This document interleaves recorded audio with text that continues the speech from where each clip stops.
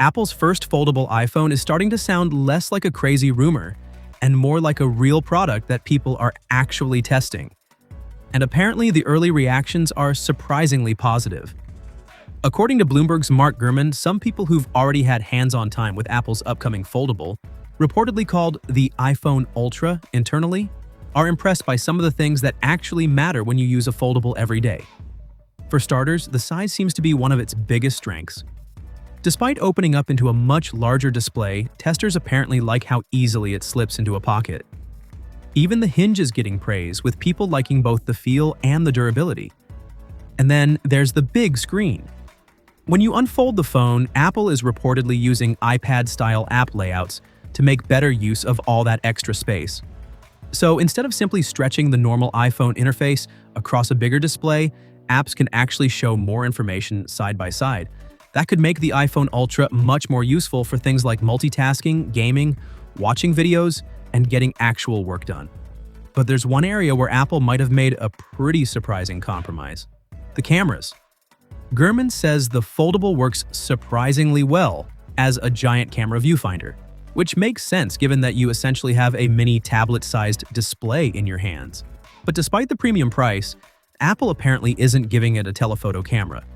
The current expectation is a dual-camera system with a 48-megapixel main sensor and an ultra-wide camera. And honestly, that could be a tough sell.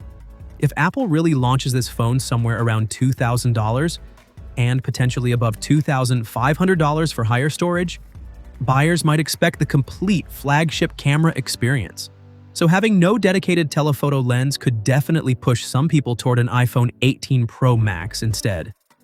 There's another interesting compromise too, and this one is actually about unlocking the phone. Rather than putting Face ID underneath the display, Apple is reportedly going with Touch ID built into the side button. That might sound like a step backward, but there's a pretty logical reason for it. Apple apparently wants the unfolded phone to be incredibly thin, around 4.5 millimeters. And fitting the Face ID hardware underneath that ultra-thin display could simply be too difficult right now. The funny thing is, Touch ID might not even be a deal breaker for everyone. Some people actually prefer the simplicity of a fingerprint sensor, especially on a device that you're constantly folding and unfolding. As for the design, Apple is reportedly taking a very familiar book-style approach. You're looking at a roughly 5.5-inch display on the outside, which opens up into a much larger 7.8-inch screen on the inside. So when it's closed, it should feel more like a normal smartphone. Open it up, and suddenly you're basically carrying a tiny iPad. And that seems to be the whole point of this device. Apple isn't just trying to make a foldable iPhone. It's trying to make a foldable that feels polished enough that you actually want to use it every day.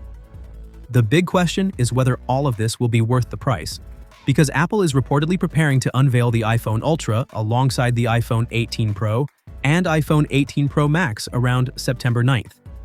And if the rumors are right, this could easily become one of the most expensive mainstream smartphones ever made.